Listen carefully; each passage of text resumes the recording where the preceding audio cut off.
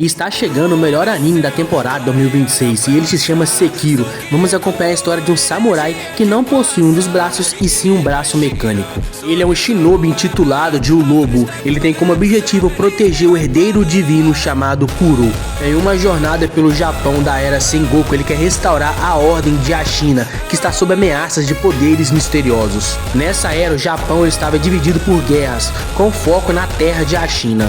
A China estava numa situação crítica, então o neto do senhor dessas terras recorre a poderes proibidos para defender a nação contra o Ministério do Interior. Então o shinobi silencioso aparece, Sekiro, o lobo, e ele volta da morte para proteger o herdeiro divino chamado Kuro. Esse anime vai contar com muitas lutas de espadas, também vai ter um pouco de magia e, claro, uma animação muito colorida. E uma história que não deixa nada a desejar. Então coloca na sua lista porque vale muito a pena. Ele tem estreia para 2026.